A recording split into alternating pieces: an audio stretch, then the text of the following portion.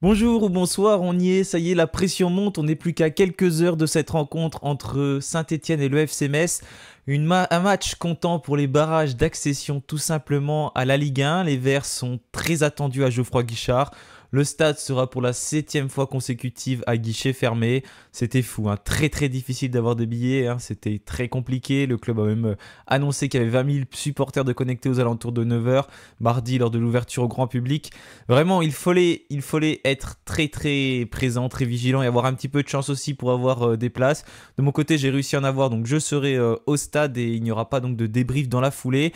Le dernier match de la saison à domicile, peut-être la rencontre la plus importante entre le match aller et le match retour.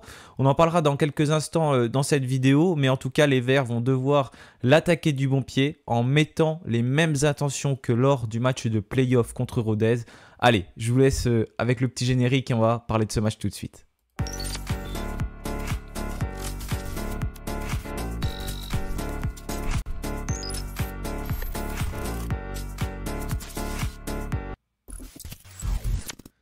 Les Verts vont devoir faire très belle figuration devant leurs supporters, devant leur public et le meilleur public de France, tout simplement, j'ai envie de dire, et aller chercher les 3 points. Non, il n'y a pas 3 points là, mais la victoire à Geoffroy Guichard avant d'entamer le match retour. Pour parler tout simplement de cette affiche, pourquoi je trouve que c'est le match le plus important? Parce que pour les Verts, ils sont à Geoffroy Guichard devant leur public, forcément. À Saint-Étienne, il faut bien entamer. Et c'est le match pour entamer.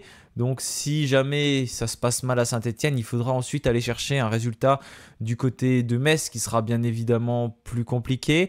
Il y aura eu très peu de jours de repos pour les deux équipes. Mais on sait que voilà, pour Saint-Étienne, il faut absolument bien entamer cette rencontre. Ne pas laisser Metz euh, prendre la confiance.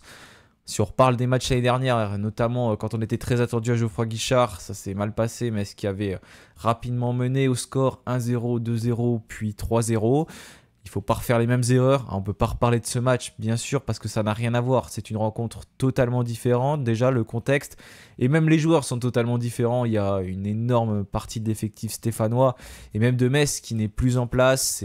C'est différent, hein. On peut pas vraiment en parler. Mais en tout cas, il ne faut pas entamer cette rencontre de la même façon.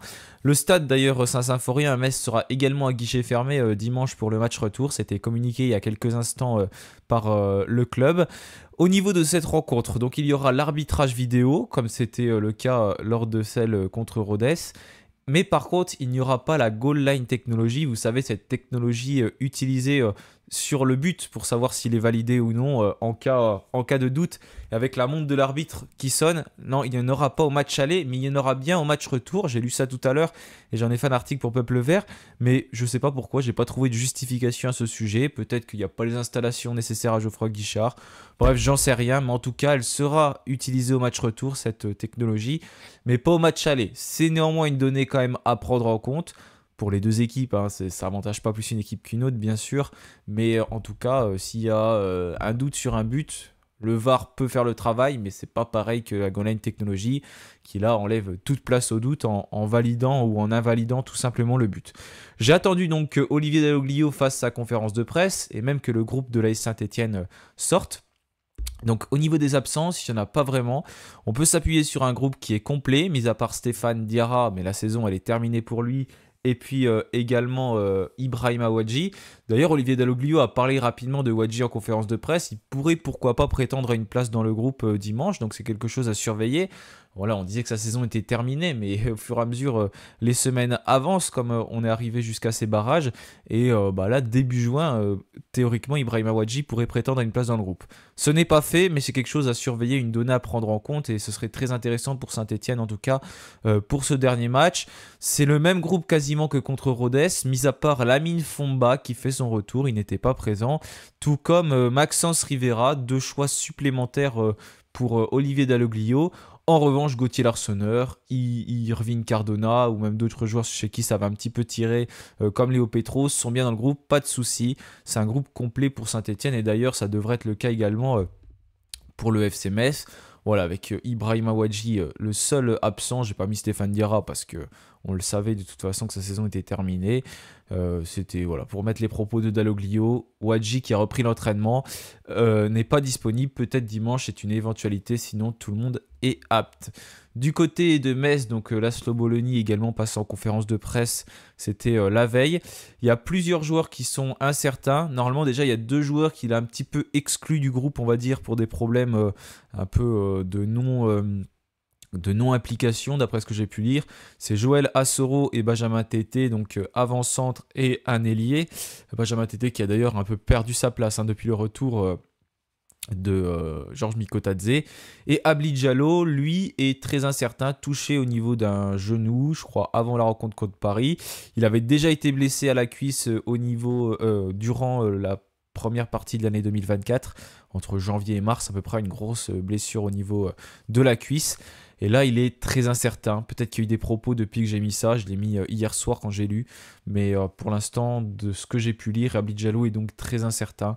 Une absence de marque, donc les liés assez rapides de Metz qui pourraient manquer cette rencontre. Même si c'est vrai qu'il en a déjà manqué beaucoup depuis 2024. Il a joué 2 matchs et demi complets en gros. Si on additionne tout, ça fait pas énorme pour le joueur. Mais une nouvelle fois, il est très incertain. Et d'ailleurs, du côté de Metz, on peut lire 2-3 choses. Laszlo Bologna qui pourrait d'ailleurs partir en fin de saison. Plusieurs joueurs. On voit également Georges Mikotadze. On va y revenir parce que c'est quand même l'attaquant phare de ce groupe. On a parlé d'ailleurs dans la vidéo avec Dylan en début de semaine. N'hésitez pas à aller la voir. C'est la dernière vidéo. Merci d'ailleurs pour tous vos retours. Voilà, donc pour les potentiels départs, il y a également le directeur sportif, je ne sais plus son nom, mais qui pourrait partir du côté de Lens. Et là, ce que j'ai pu entendre d'après l'équipe, il est déjà un peu en train de faire le mercato de Lens. Donc on voit que tout le monde part un petit peu partout, rien qu'avant la fin de la saison. Donc peut-être que l'ambiance n'est pas optimale du côté du FC Metz, qui sera bien évidemment attentif sur ce match. C'est une équipe qui a l'habitude de faire l'élastique entre Ligue 1 et Ligue 2. Les barrages, tout ça, c'est des équipes qui connaissent un peu. Même si je suis pas sûr qu'ils ont joué de barrage, mais en tout cas, la montée et la descente, ils ont de l'expérience là-dessus. Donc ils savent plutôt comment s'y prendre. Du côté donc du FC Metz, c'est une équipe qui reste sur 4 défaites consécutives. Pardon, j'ai des allergies en ce moment, c'est pas facile. C'est donc 4 défaites consécutives contre Lille, contre Rennes, Strasbourg et le Paris Saint-Germain. C'est jamais facile bien sûr de pouvoir juger face au Paris Saint-Germain, mais en tout cas ce qu'on peut dire c'est que c'est une équipe qui s'appuie beaucoup sur Georges Mikotadze. Regardez le classement des buteurs. 13 buts inscrits, et c'est même pas depuis le début de la saison, c'est tout simplement depuis janvier. Il avait été prêté du côté de l'Ajax Amsterdam, et ensuite il est donc revenu au FC Metz, après que ça s'est pas très bien passé là-bas. Donc Georges Mikotadze qui a 13 buts devant Mathieu Hudol qui en a que 3, un ratio de 0,7, 0,8 pour Mikotadze, et pour Hudol c'est 0,1 quoi, donc c'est vraiment le joueur à suivre, l'élément clé. Néanmoins il n'y a pas que lui qui est intéressant dans cette équipe. Il y a le latéral Vanden Kerkhoff, voilà, je vous parlais de Hudol, Lamine Camara, Sabali, c'est beaucoup de joueurs qui peuvent être très dangereux, qui sont bien sûr à surveiller aussi, mais l'élément clé, l'élément principal de cette équipe c'est Georges Mikotadze. En tout cas Laszlo Bologna a l'habitude de jouer dans un dispositif en 4-3-3, 4-5-1. Je vais pas vous mentir, j'ai pas trop suivi les matchs du FC Metz cette saison, donc n'hésitez pas à argumenter en commentaire si vous avez plus suivi que moi. Mais en tout cas, c'est une équipe qui a terminé 16e du championnat. 16e, c'est tout simplement la place pour terminer barragiste, vu qu'il n'y a plus que 18 équipes en Ligue 1, ce qui sera également le cas de la Ligue 2. Ça s'est joué à la dernière journée entre Lorient et Metz. Regardez ce classement, -23, -23. Ça s'est joué au nombre de buts sur les matchs à l'extérieur, assez impressionnant comme statistique. Mais en tout cas, généralement, quand on regarde ces matchs de barrage, on parle d'une équipe de Ligue 1 qui n'est pas en forme parce qu'elle est dernière, avant-dernière, et qui joue sa survie, contre une équipe de Ligue 2 qui est censée être en forme parce qu'elle est sur le podium, ce qui est moins le cas de Saint-Etienne, c'est vrai, ces derniers temps. Même si on a fait un très beau match contre Rodez, il va falloir s'appuyer sur cette prestation. mais voilà, malheureusement sur les 3 matchs d'avant ça va un peu trébucher, mais il faut s'appuyer sur ce qu'on a été capable de faire également pour aller chercher un résultat qui va être donc très important à Geoffroy Guichard avant de se déplacer là-bas au stade Saint-Symphorien. Donc c'est une équipe, comme je l'ai dit tout à l'heure, qui a l'habitude de jouer en 4-3-3, 4-5-1, pas vraiment de défense à 3 avec des pistons comme c'était le cas de Rodez. Là c'est une opposition qui va être différente, qui a sûrement été beaucoup travaillée par Saint-Etienne déjà, même en amont du match contre Rodez. Olivier Dalloglio avait dit en conférence de presse voilà, qu'il avait déjà un peu étudié Metz, qui est tout à fait normal. Donc on connaît l'équipe. Est-ce qu'il y a un véritable plan Georges Bicotadze? Je ne sais pas. Il faut jouer avec nos arguments. On a aussi 2 défenseurs qui sont très intéressants au centre. Je dis 2 parce qu'on a 2 centraux, mais on en a 3 en réalité, parce qu'il peut mettre Briançon, Nadé, Batoubin Sika. Voilà, on sait que ces joueurs-là peuvent être aussi capables de faire mal et de prendre un attaquant. Regardez Alexandre Mendy, de l'attaquant de Caen qui a été très prolifique, a eu vraiment des difficultés lorsqu'il y a eu le Saint-Étienne-Caen à Geoffroy Guichard. C'est juste à la fin qu'il a réussi un peu à prendre le dessus, mais sinon il a vraiment été dans une situation délicate tout au long de la rencontre, bien cerné par les 2 tours de contrôle de l'AS Saint-Étienne. Donc ça peut être le cas également pour Mikotadze, qui a bien sûr aussi bien regardé comment ces 2 défenseurs-là jouaient, qui aura des envies à Geoffroy Guichard, encore une fois, d'aller chercher cette victoire. On le sait, lui qui a été formé à Lyon, qui nous a fait tant mal l'année dernière. Mais il ne faut pas que se concentrer sur ce joueur. C'est un joueur majeur, important. Mais bon, il ne faut pas laisser également d'espace aux autres qui sont aussi capables d'aller faire de bonnes choses, d'aller chercher un résultat. Je rappelle que c'est une équipe qui évoluait en Ligue 1, qui va peut-être encore évoluer, ce que je ne souhaite pas en Ligue 1. Donc c'est une équipe qui est aussi capable de s'adapter très rapidement et qui est donc capable d'avoir sa place. Ils n'ont pas non plus été totalement décrochés cette saison. Ils ont quand même réussi à aller chercher des résultats, même s'il y a aussi beaucoup de défaites. Je crois que c'est l'équipe qui a le plus perdu en Ligue 1. Donc il faut vraiment être vigilant sur tout, mais il va falloir quand même entamer cette rencontre de bonne manière à Geoffroy Guichard, parce qu'on est chez nous, à domicile devant notre public. Il faudrait réussir à avoir plusieurs buts d'avance, bien évidemment, dans l'idéal, mais déjà, aller chercher une victoire, ce qui est très important. Ne pas perdre, même si ça m'embêterait de me déplacer avec un match nul. Mais bon, ça serait déjà mieux que perdre en tout cas. Mais il faut réussir à emballer la rencontre, ne pas leur donner confiance sur 2 matchs et 180 minutes, voire plus. D'ailleurs, j'en ai pas parlé, mais il peut y avoir des prolongations cette fois-ci à Metz, bien évidemment, pas à Saint-Etienne. Il peut y avoir des prolongations et une séance de tir au but. Mais on n'en est pas encore là, donc on espère que les Stéphanois vont être capables, en tout cas, de faire la différence devant leurs supporters, dans leur stade, avant de se déplacer à Saint-Symphorien. Donc 2 rencontres qui seront à guichet fermé, bien entendu. On a des joueurs qui sont en forme et surtout un collectif qui peut être très intéressant quand il arrive à jouer ensemble, à combiner ensemble. C'était pas le cas lors des 3 derniers matchs de Ligue 2, mais c'était bien le cas lors du match de barrage contre Rodez. On a retrouvé une équipe fluide et surtout des joueurs qui, je trouvais, moins impliqués auparavant, qui ont réussi à se réimpliquer de nouveau, comme Ivan Masson ou encore comme Florent Tardieu qui a fait un super match au milieu de terrain, ce qui offre des solutions à Olivier Dalloglio. S'il peut s'appuyer sur des joueurs comme ça qui ont autant de conviction, autant d'envie, et ben en tout cas ça montre qu'il va avoir de nombreux choix à faire et des choix positifs, pas des choix négatifs par défaut. Là, c'est très bien. On a plusieurs joueurs qu'on peut aligner à chaque ligne. On a vu des latéraux qui étaient un petit peu épuisés, Masson, Petro, et même les attaquants, Cardona et Cafaro, qui n'ont pas tenu tout le match. Mais en tout cas, les joueurs qui sont rentrés, notamment Nathanaël Mboukou, sont plutôt bien rentrés. Benteig a fait son entrée, c'était un petit peu plus compliqué pour Denis Sapia notamment. J'avais bien aimé Bouchouari, j'ai vu qu'il était un peu critiqué, mais j'ai trouvé son entrée pas trop mal du point de vue du stade. C'est des joueurs qu'on n'a pas vu très longtemps, encore une fois, mais en tout cas, pour moi, les entrées étaient assez intéressantes. Donc on va pouvoir s'appuyer voilà, sur plusieurs joueurs. Je pense quand même que le 11 de départ va rester globalement similaire, avec un dispositif qui va être bien sûr le même, un 4-1-4-1, un 4-3-3, comme vous voulez. Mais en tout cas, ce qu'il faut, c'est beaucoup d'implication, des joueurs qui sont très concentrés, qui n'ont pas peur. Et en tout cas, il y a une chance sur 2 de monter en Ligue 1. Il aimait bien se dire ça, Pascal Duprat, quand on allait descendre. Il y a une chance sur 2, soit on se maintient, soit on descend. Et ben là, il y a vraiment une chance sur 2. Et la chance, il faut la provoquer, parce qu'il peut y avoir plus de 50% de chance si on s'arrache. Si on ne s'arrache pas, il y a 80% de chance qu'on n'y arrive pas. Et si on s'arrache, il y a peut-être 80% de chance qu'on y arrive. Voilà, c'est l'équipe qui va le mieux jouer, qui va peut-être pas le mieux jouer parce que il peut aussi y avoir de la réussite sur ces rencontres, ça peut jouer sur des détails, mais il faut vraiment emballer, avoir des occasions et surtout réussir à les concrétiser, ce qui n'était pas trop le cas, hein. On va pas se mentir, contre Rodez, on a tiré beaucoup de fois au but, mais c'était pas forcément cadré, on a manqué de réalisme, il va essayer de falloir retrouver cette efficacité, ce réalisme. J'imagine qu'il y aura quand même moins de tirs contre Metz, même si c'est vrai que c'est une défense qui est aussi en difficulté en Ligue 1, hein, au niveau de la défense, au niveau de l'attaque, ils sont en difficulté, mis à part Miko Tadze. Mais il y aura peut-être moins parce qu'ils vont être plus organisés, ils auront vraiment eu le temps de nous étudier.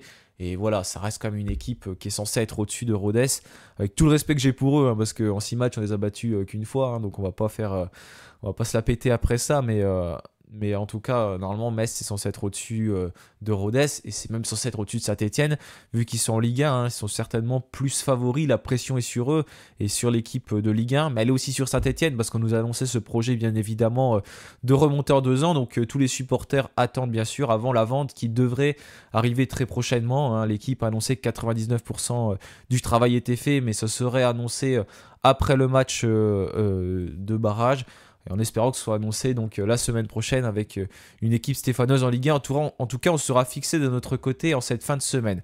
Voilà ma composition. L'outil de Peuple Vert pour l'instant ne marche plus, donc j'ai utilisé celui du talk show stéphanois. Donc regardez la composition que j'ai mis pour l'AS Saint-Etienne. Alors, de mon côté, dans les buts, bien sûr, pas de surprise, Gauthier Larsonneur. En réalité, j'ai presque rien changé par rapport au dernier 11 de départ, avec Gauthier Larsonneur, Masson à droite, Petro à gauche. Et je laisse cette charnière-là, Nadé, Batoumitsika, rien n'est passé. On enchaîne les matchs, on va dire, mais bon, les joueurs ont quand même eu 6 jours de repos, c'est pas comme si on avait joué 3 jours avant. D'ailleurs, ce sera le cas entre jeudi et dimanche. Il y a 72 heures entre les deux matchs, même pas, parce que c'est 20h30 et 17h, donc c'est vraiment pas beaucoup. Donc j'imagine un gros turnover durant la rencontre, du côté stéphanois et du côté de Metz. Peut-être du coup des surprises dans ce 11 de départ là, ou alors des surprises dans le 11 de départ dimanche. On va voir ce qu'il va faire, mais ça m'étonnerait que ce soit les deux mêmes 11 avec quelques changements. Peut-être pas trop en attaque, ou peut-être en attaque avec un Cafaro qui débuterait là et même beaucoup après. Mais en défense, peut-être entre Briançon, Nadé, Batoumitsika, là ça va pouvoir tourner. Et pareil entre Petro, Masson et Apia. Il a un peu le choix et même Bentaï, donc il va peut-être faire 2-3 changements. Mais j'imagine voilà, qu'il va y avoir quand même un turnover parce que là pour le coup, ça va certainement tirer dans les organismes. C'est pour ça qu'il faut aussi bien réaliser ce match parce qu'il peut y avoir un contre-coup de la rencontre dimanche. Et puis on a Geoffroy Guichard, donc bien évidemment qu'il faut faire de très belles choses. Au milieu de terrain, Dylan Chambaud qui était d'ailleurs présent en conférence de presse et qui indiquait et qui trouvait, et je suis d'accord, qu'il fait sa meilleure saison en tant que joueur professionnel. Je l'ai pas trop suivi, hein, quand il était parti de Saint-Etienne, mais voilà, de ce que je vois, il est beaucoup plus complet qu'auparavant quand il était chez nous. En tout cas, même plus complet que depuis le début de la saison et l'année dernière. Il est intéressant, super bon dans ce jeu, dans ce milieu de terrain entre le milieu donc, et l'attaque, milieu créatif à la passe clé en une touche de balle et une bonne vision de jeu, capable d'accélérer plus le jeu qu'auparavant parce que souvent il avait tendance à jouer un petit peu en 2-3 touches de balle plutôt qu'en une. Là, il arrive vraiment à faire cette passe clé au bon moment. Donc c'est tout ce qu'on attendait de Dylan Chambaud, donc bravo à lui. Thomas Monconduit, je l'ai remis au milieu de terrain. Voilà, j'imagine qu'il va y avoir aussi un turnover entre Thomas Monconduit et pas Olivier Deloglio et Florian Tardieu qui a fait une belle rencontre. Je verrais bien Monconduit par exemple débuter là et Tardieu potentiellement débuter dimanche parce que Monconduit qui faisait aussi une bonne deuxième partie de saison, il était un petit peu blessé, il était sorti, il est rentré, il a joué 3-4 minutes contre Rodez, donc là ce sera un joueur totalement frais. Pour moi, il y a de fortes chances de voir Thomas Monconduit de nouveau titulaire et potentiellement Florian Tardieu rentrer. Voilà, à mon avis, il y a vraiment des changements qui vont intervenir, peut-être même dès la mi-temps. Ça dépendra bien évidemment de la physionomie de cette rencontre, mais Olivier Dalloglio va faire assez rapidement des choix pour que les joueurs soient aussi aptes physiquement parce que ça va tirer. En plus, j'en ai déjà parlé, mais il y a une donnée à vraiment prendre en compte, c'est que les équipes de Ligue 1 cette saison ont joué 34 rencontres, contrairement aux équipes de Ligue 2 qui en ont joué 38. Comme il y a 20 clubs en Ligue 2, 18 clubs en Ligue 1, c'est quand même quelque chose qui a son importance pour moi. Ça fait un mois de compétition de différence. en gros, si on prend un match par semaine. Donc c'est quand même une donnée qui est très importante pour ce match. C'est pas pour trouver des excuses à Saint-Etienne, bien évidemment, mais c'est quand même quelque chose qu'il faut noter. Cardona donc en attaque, ça je pense que c'est inévitable. Il a une semaine de plus pour se rétablir. Il était très incertain avant le match contre Rodez. Finalement, il a bien pu tenir sa place. Donc tant mieux pour nous. Mathieu Cafaro aligné sur le côté gauche qui a fait une très belle rencontre. En tout cas, c'est ce que j'ai trouvé depuis le stade. Et puis Ibrahim Sissoko, il m'a pas convaincu comme vous l'avez peut-être entendu, mais en fait on n'a personne d'autre à mettre en pointe de l'attaque et j'ai pas envie de mettre Nathanael Mboukou ou de mettre Cardona. C'est vraiment un profil très intéressant et s'il s'implique vraiment, il peut être bon pour peser sur la défense et libérer des espaces à des joueurs. Et voilà, s'il s'investit vraiment, qu'il est très bon, et ben c'est un joueur qui peut peser. On l'a vu par le passé, mais il n'y a pas si longtemps que ça, quand Cardona commençait à prendre de l'ampleur à Saint-Etienne. C'était aussi grâce au jeu dos au but d'Ibrahim Sissoko. Donc j'espère que là, il va réussir à peser sur cette défense. En tout cas, on est sûr d'une chose, il ne reste plus que 2 rencontres. C'est 2 fois contre le FC Metz, une semaine qui est décisive pour l'AS Saint-Etienne. Est-ce qu'on évoluera en Ligue 1 ou en Ligue 2? Et bien là, la réponse, elle est imminente. Ce sera tout simplement dans quelques centaines d'heures maintenant, même pas. Donc on verra. Rendez-vous à Geoffroy Guichard ce jeudi à 20h30, puis au Stade Saint-Symphorien ce dimanche à 17h pour connaître l'éventualité, donc pour connaître le dénouement de cette saison de l'AS Saint-Etienne. Merci à tous, n'oubliez pas de vous abonner, de liker la vidéo. Encore une fois, merci pour votre soutien, votre fidélité. J'ai mis ce maillot parce qu'apparemment il porte bonheur. J'avais mis lors du dernier match, vous me l'aviez demandé et ça a fonctionné. Donc en espérant que ça continue, donc avec ce maillot, je le mettais quelques fois, notamment sur les lives de match. Donc on croise les doigts et on espère que les Verts vont faire le travail et vont surtout très bien entamer cette rencontre. En tout cas, tous ceux qui sont à Geoffroy Guichard, il faudra pousser un maximum. À nous de donner de la voix. On a eu la chance de pouvoir avoir nos billets parce que c'était vraiment très très compliqué et des milliers d'autres personnes auraient rêvé d'être à Geoffroy Guichard et n'y seront pas. À nous de profiter, de savourer et de pousser les joueurs jusqu'à la 90, 95, 96e, bref jusqu'au bout du bout du bout. Et même au Stade Saint-Symphorien, il faudra pousser parce que j'ai vu que c'était à guichet fermé et que le parquage aussi est complet et tout a été réservé par les groupes de supporters. Je me fais pas de soucis pour eux, je sais très bien qu'ils vont pousser et que l'ambiance sera très forte, que ce soit à Geoffroy Guichard ou à Metz. Passez à tous une bonne fin de soirée ou une bonne journée, je sais pas quand vous regarderez la vidéo. Et puis on croise les doigts en tout cas pour ce jeudi soir. Et bien évidemment, allez les Verts!